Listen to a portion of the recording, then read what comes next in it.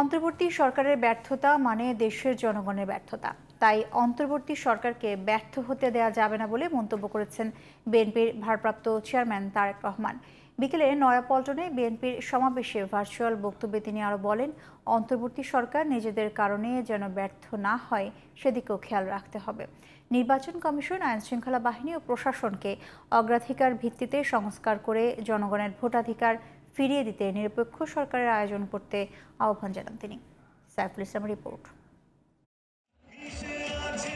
আন্তর্জাতিক গণতন্ত্র দিবস উপলক্ষে নয়াপল্টনে দলের কেন্দ্রীয় কার্যালয়ের সামনে সমাবেশের আয়োজন করে বিএনপি। এতে অনলাইনে যুক্ত হয়ে প্রধান অতিথির বক্তব্য রাখেন বিএনপির ভারপ্রাপ্ত চেয়ারম্যান তারেক রহমান।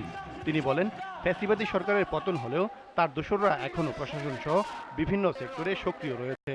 অন্তর্বর্তী সরকারকে ব্যর্থ করতে এখনও চক্রান্ত চলছে মন্তব্য করে তিনি বলেন, এই সরকারকে সফল করতে সবাইকে ভূমিকা রাখতে হবে। বর্তমান অন্তর্বর্তীকালীন সরকার হাজারো শহীদের রক্তের বিনিময় লক্ষ কোটি জনতা গণ অভ্যুত্থানের ফসল।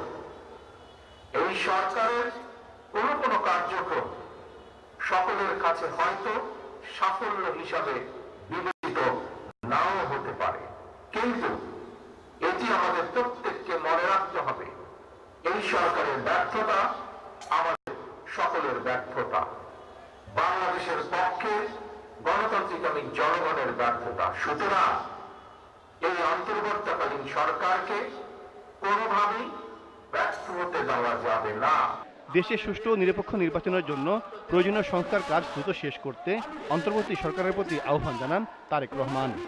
অন্তর্বর্তীকালীন সরকার ইতিমধ্যে বেশ কিছু ক্ষেত্রে সংস্কার কার্যক্রম হাতে নিয়েছে, তবে আমরা মনে করি অন্তর্বর্তীকালীন সরকার এজেন্ডা সেটিং এর ক্ষেত্রে অগ্রাধিকার ভিত্তি নির্ধারণ করতে না পারলে গণ অভ্যুত্থানের সাফল্য ব্যাহত করতে ষড়যন্ত্রকারী নানা চক্র সুযোগ গ্রহণ করতে পারে।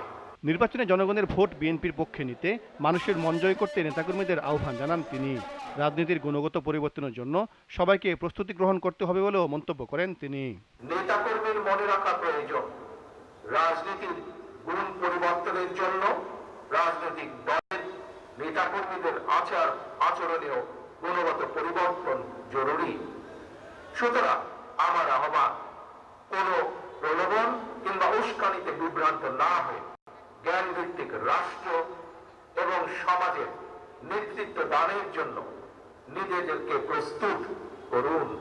সমাবেশে বিএনপি মহাসচিব মির্জা ফখরুল ইসলাম আলমগীর বলেন, ছাত্র জনতার আন্দোলনের যে বিজয় এসেছে তা সুসংহত করতে সবাইকে ঐক্যবদ্ধ থাকতে হবে।